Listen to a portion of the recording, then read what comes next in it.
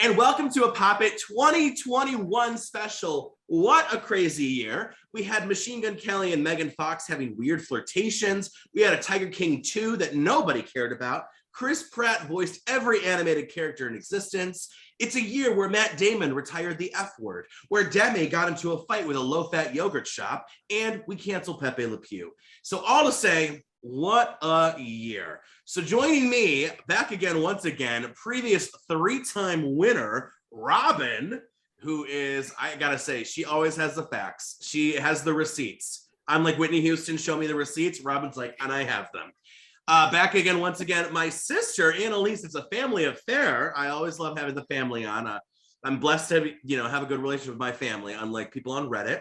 And then newcomers, Alana, my radio pal, my bestie, who I gave away on the aisle as your, oh my God, not concierge. What do you say? The officiant. Yeah. the concierge of the wedding. Yeah, that makes a lot of sense. And first time, I'm so glad because I'm really bad at realizing like who would be good for this. So then I realized, oh my gosh, Jazz Ivy calling in from Detroit, right? You're still in Detroit, right, Jazz? Yes, still in Detroit. Okay. Absolutely. So -3 points off the bat. No, I'm kidding. Oh, wow. Coming in hot today. I do need to get back to Detroit. It's been a minute. So next time I'm going to talk to you and we can hit a girl up. Yeah, absolutely. I know you guys have a lot of breweries like Cleveland. It's a Midwest thing. Just breweries lots everywhere. Of breweries. So, yes. What does that say about us living in the Midwest? A lot of things. So, well, let's get started. As you know, 5 juicy topics. Each of you get 30 seconds per topic to give your opinion, your facts, your statements. Let's get into it. Our song of the year. Robin, what is your song of the year? Your 30 seconds starts now. This was a tough one. There were a lot of good bangers this year, I thought. But my personal favorite, my top song is Kiss Me More by Doja Cat. We love a pro cunnilingus anthem, especially one that's just so catchy. The music video is erotic and just visually stunning and honestly really funny. Like if you haven't seen it, it's about this astronaut who's exploring this alien planet. And at the end, you find out that he's just a character in a video game that Doja Cat and SZA are playing. And playing video games has been one of my favorite pandemic activities. So I love that. That's your time. So good. I now I learned to appreciate the song more. I definitely say that. Jazz, what about you? Song of the year. What's your pick? I too feel like there's so many good songs this year. Of course, a lot of good reels and TikTok. So I love that. But this year I'm bringing Leave the Door Open because we are open to all kinds of 70s vibes. We love a good bell bottom. We love a good smoky glass. Like we love those glasses, big rims. And quite frankly, I love a good snack with like a little cuddle, you know what I'm saying? And a little something extra on the side. So that's what we're kind of bringing with a little bit of Silk Sonic. I got to agree there. That was a great track. The second I heard it, I was like, oh, like I felt myself kind of like loosening up a little bit. Like, oh, where am I? Annalise, What about you? Song of the year. What do you got to go with? I was like freaking out because I didn't realize that was one of the questions. I thought it was song or movie of the year. So I was over. So anyways, I'm just going to go with the nice response of the Ed Sheeran songs that have been out because I haven't really been a fan of him, but lately I've been into like Shivers and like all that coming out. So that's going to be my quick to the, button response. Dressing on a little bit. I don't know. I've been listening to the music a lot of the new album. And so this is my crap answer of the night. No, I actually have to agree with you. I do not like Ed Sheeran, but Bad Habits had me thumping my way through the summer, definitely. So I totally agree. Alana, close us out. Song of the year. What do you pick?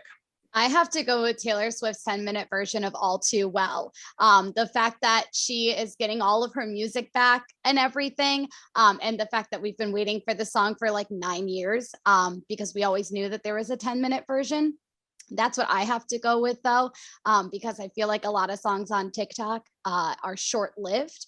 Like that Justin Bieber song, but Taylor Swift, like this one's just iconic. And I've already read Taylor's version. According to Apple Music, I've listened to it 80 times since it was released last month. Alana, that album's not even a month old. Like sorry. What do you want me to say? We're having an intervention. I after walked this down the topic. aisle to Taylor Swift. Like, what do you want me to say? I think that's actually really impressive that you have so much hourage in that album. I have to give it up to you.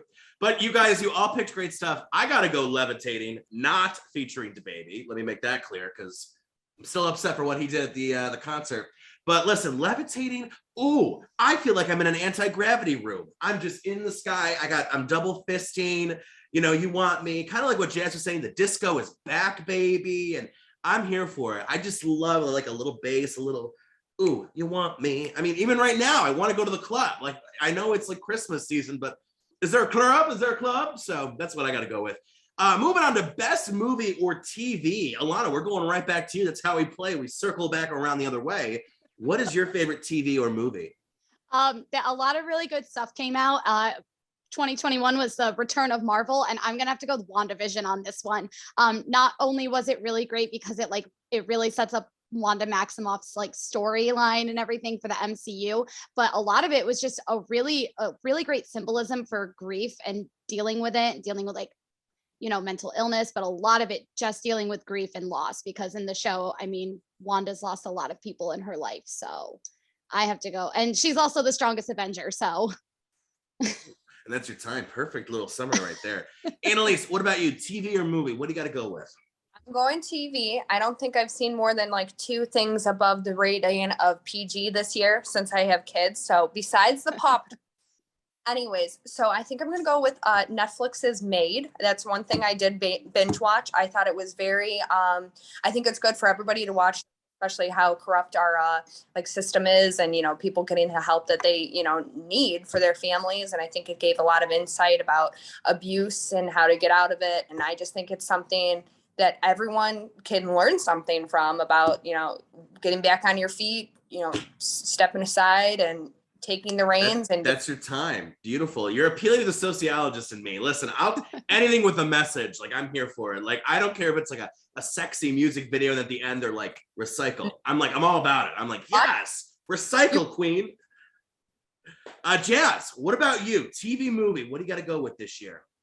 Well, I actually have both. So I'll start with best show for me, and that's from HBO Max, bringing Sex Lives of College Girls, which I thought was incredibly inclusive as well as very well written. And quite frankly, it made me want to go back and apply to go back to college if I actually wanted to, but I'll leave those memories in the back. And for best movie, we're throwing it over to Netflix with The Harder They Fall. Like, we love to show a good historian of Westerns, of the actuality of what's going on. And if you watch the movie, there's so many Easter eggs to some iconic movies through it. So those are my 2 favorites of this year. Excellent. I'll have to check both of those out. I've heard a lot about HBO, but it's good to know that you have HBO Max money, because I don't. Like, it's like $40 a month. I'm like, oh, HBO. I get it. You have stellar programming, but my wallet is not stellar. I'll tell you that. So. Oh, 40? No, not 40 a month, but yeah, I get what you're saying. Yeah. Oh, don't worry. I'm just exaggerating like I do my whole entire life. That's it's like 15, but, you know, in my world, 15 is like 40. So, but unless it's good food, I'll always pay for. Robin, close us out. Best TV show or movie, or both? What do you think? So my pick for the best movie was House of Gucci. I might have really liked it just because I saw it in the theater a couple weeks ago, and it was my first time going to a movie theater in like 2 years. So I really liked it. But, you know, we love Lady Gaga, obviously, and seeing her opposite Adam Driver is just like a bisexual dream. Like, the whole time I just keep going back and forth with who I'm more infatuated with. Jared Leto is in it, and he has some incredible hair and makeup, because when the credits rolled and it showed his name at the end, I was like, he was in there? Where? He's great. Everyone in it is great. Poor Lady Gaga put herself through the ringer for this role again, had to seek out all sorts of therapy. I'm like, girl, maybe just like act, maybe just chill out and act a little bit. But she's great. Whatever. That's your time. I know. I was like, it's that, like, when you live the role the entire time, and I'm like, oh my gosh, can you imagine like dating someone like that and being like, do you want pizza? And she's like, in her Italian accent, like, yes, I would like a pizza. And you're like, oh my God, girl, you're offset. Just talk normal, please. But no, that was a good movie. I have to go with, I know everyone saw it, but I think this was just the year for it, Squid Game. I mean, the impact that had on culture, and I think the discussions that kind of came out of that game, and especially for a year that I think was really intensive for labor rights and employee rights and the Kellogg's union debacle. And I think that really fit in with the thematics of the year. And I know it was very shocking, but I really appreciated the videography. It had 9 episodes, no flashbacks, which I for some reason, we Americans, we love a good flashback in an episode. And you're like, why are we like, this is like 15 years before the story happened. And it's at like the laundromat about this crush they had. Like, what does this flashback serve? So I love that. Moving on. We have the best meme or internet trend. We're going right back to Robin. What was your favorite meme or internet trend? Pete Davidson's penis. I felt like this was the year that we as a culture started really asking ourselves, how can this man date all of these women? Ariana Grande, Kate Beckinsale, Phoebe Dynevor, and then of course, most recently with Kim Kardashian, we really started just saying, hey, he looks and acts like every run-of-the-mill, charismatic, anemic stoner with bleached hair and tattoos who's running on 3 Red Bulls and a pack of Newports. So I think we started seeing the internet really speculating, what exactly is his member like? What does he bring to the table? And we all need to know. I gotta be honest, I think he's just funny and nice. He's probably the guy who's like, LOL, wanna go hang out? And then they're like, yeah, actually, why not? And he hooks them in from there with the humor. I'm telling you. Who doesn't? I mean, listen, we can all there's so many beautiful Adonises out there. Beauty is so 2002. We want funny. We want someone to just make us laugh existentially, even, that's what we want. At least that's what I want. Jazz, what about you? What was your favorite internet trend or meme of the year? You know what? This is a trend that just is like stands the test of time, and it might be a little bit of a mail-in, but I'm gonna go with it. I'm gonna say all of Black Twitter. Okay. All of Black Twitter, all of Black Instagram, any of these go-to comments that, we really kind of uphold the culture as well as bring some really funny memes. I think every year, any meme about Thanksgiving and the verses that goes on with that, of home like macaroni and cheese, those will always be the best of the year for me. So that's where I'm going for this year. 1,000%. The best content on my Twitter feed is Black Twitter. I'm telling you, it's just so good. Jazz, you're so right. Annalise, what about you? What was your favorite meme or internet trend? Well, I'm not the biggest Weekend fan, but the Super Bowl meme, I was really cracking up, with him, like with all the the blinding lights or whatever. I think my favorite one was like me trying to find my way out of IKEA. I just really funny. I think, it went on for a few weeks, but I was like, I'm not the biggest fan of him, but I was down for every single meme the internet had to offer about him because it was relatable. Just done. Yep. The Super Bowl halftime shows have the best memes sometimes. I mean, the piece de resistance of meme culture for sure. Alana, what about you? I know you love a good meme. What was your favorite one? My favorite meme is the Padme and Anakin meme. It's like the 4 frames. And the reason it's my favorite one is because after the whole Aaron Rodgers vaccination thing, someone photoshopped his face onto Anakin, and then Padme's like, you're vaccinated for COVID-19, right? And it's just him smiling. And she's like, you're vaccinated against COVID-19, right? And it was just the funniest thing. And it's not overused like the Baby Yoda meme. So I think that it's going to stand the test of time. I think it's hilarious. I did some research, and 2 that I think definitely I loved. I loved the yesification, which is when they took pictures of historians and gave them contour and makeup. There's just something about that really is funny to me. But then I totally forgot about this, but I remember at the time it was so funny. It was the bisexual IKEA couch, which said when you change or to and nobody believes you. It was like handprints on the couch, and people were using it for memes. So funny. I mean, the couch is it's like LGBT scary, if you ask me. It's like I get the idea, but the execution, the memes were. So if you haven't seen them, that's definitely, put it on your meme list. Meanwhile, the biggest L. So I meant, you could go with whatever direction you want. Biggest loss, biggest loser, biggest L moment, loser moment. Alana, back to you. Who's your biggest L of 2021? Well, 2021 was full of them, but I'm going to have to just Capitol riots, biggest L, just a bunch of losers. And I feel like I don't even need to explain that one. But I give you we credit. started the year off strong, baby. baby.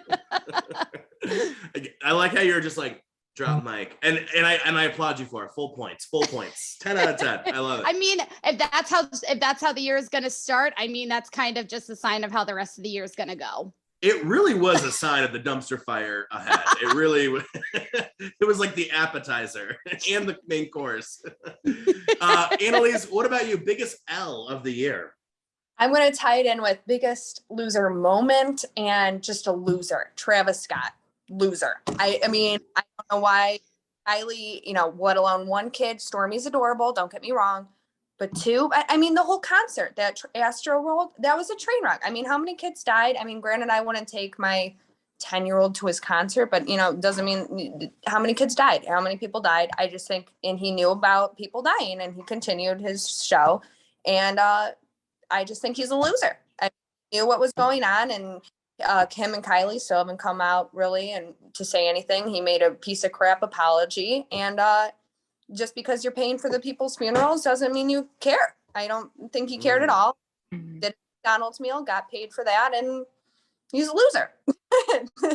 You are preaching the choir. I was like, oh my gosh. Yeah, that was a big travesty. Oh my God, I didn't even make to travesty. Oh no. Oh no. As if this show couldn't get any worse. Oh no. Canceled. Matt is canceled. Listen, if I'm going to be canceled, it's probably for really bad jokes. 100%. That is definitely guaranteed. Jazz, what about you? Who is your biggest L of the year? My biggest L, I mean, anti-vaxxers, anti-maskers. Quite frankly, I mean, taking a little serious route as we all kind of are, just put on your mask, protect yourself, protect those around you. There's some cute masks out here, you know what I'm saying? Double mask, read up on it. And so, yeah, protect those around you. Mm-hmm. Absolutely. I think that was just an exhausting theme. It's just like, if you're going somewhere and they're like, please put a mask, just wear the mask. Like, do you really need to be at Old Navy yelling at the cashier about the mask policy? First of all, that Old Navy person makes $12 an hour. They're not setting the policy for the masks in the store. They're like, ma'am, I'm just trying to check out your denim. Like, that really does. You guys are mentioning things that really get me angry. So good job on the research tonight. Robin, what about you? I'm sure you got a spicy big L for us. Well, I was actually going to give the biggest L also to Travis Scott for all of the reasons that Annalise so eloquently stated. So I'll do my second runner up to give the biggest L to Jay Powell, who's the chair of the Federal Reserve. He had been saying all year that inflation was just transitory. That was his word. It's transitory. It's going to come and go. We're seeing prices go up because of supply chains and worker shortages and the pandemic generally, but he kept saying, oh no, it's just transitory. It'll pass. Don't worry about it. And recently he finally had to be like, yeah, guys, sorry, it's not transitory after all. So how about that? Oh my gosh. And it upsets me because we have inflation every year. like inflation is like part of our economy. It just is. So, oh my God, you guys have me so riled up after this. I'm gonna need a nice hot bath with Epsom salt. I swear to God. All right, but here's what we come down to. Our last topic, biggest moment of the year. Very open-ended. I can't wait to hear what you guys came up with. Robin, what's your biggest moment of the year? So were you silent or were you silenced? Meghan and Harry's interview with Oprah was so iconic. So much tea was spilled. We learned that after they left the royal family, they lived in Tyler Perry's house. Okay, it was so enlightening, and Meghan was gorgeous and glowy and super pregnant, and she actually just shared pictures of her and Harry and the new baby. They look amazing. So I thought that it was the best pop culture moment of the year. I also really liked that special window of this summer when everyone was vaccinated and cases were relatively low before Delta and everything was open and things just felt normal. That was the best moment for me. Mm-hmm. I was so upset with all the biggest L's. I forgot to mention my biggest L's. I was just so like, I had two. First, I have to say Nicki Minaj's cousin's friend's testicles, big L. And I would like a Marvel origin story for him. What happened? What is the background? Why is the wedding canceled? It's honestly the mystery that I need solved next year. And I will volunteer to write even a creative screenplay interpretation of this story. So that is a big L for me. And the second one, I think we forgot about it because it was so bad, but the horrible Powerpuff Girls reboot on CW that got canceled mid-production. Yeah, I think I'll be, if I have, you know, if knock on wood, if I have like memory issues when I get older, I will always remember that shot of having those 25-year-old girls in like the kids' outfits holding up by like string. It was so bad, so bad. And wow, how dare they? The Powerpuff Girls had been through so much, fighting Mojo and the crab guy, and who else did they fight? Oh, the lady who was like a home wrecker, which I love that character too. They don't need that. Yeah, the mayor's assistant, who's amazing. All right, back to our moment. Oh my gosh, you guys, I'm so bad. Jazz, what about you? What is your best moment of 2021? First of all, I'm so sad I did not know anything about this Powerpuff Girls reboot, but I guess it was just a blip. So I'm glad I missed it. My moment also is kind of throwing it back to Auntie Oprah with Adele. Like, talk about a comeback story. I mean, I was clinging to my television, waiting for Adele to come on. I mean, hello. We were waiting for this, and also for her to tell a bit of her story of healing and recovery. And it was a lot of just, you know, we wanted more Adele, so that was definitely a big moment for me. Yes, that was an easy my baby. That song's growing on me. At first I was kind of like, it's growing on me, I gotta admit. Annalise, what about you? What was your best moment of the year? Well, besides my third little baby being born, brownie points, it's Matt's niece. Be Britney Spears. I'm surprised nobody else said.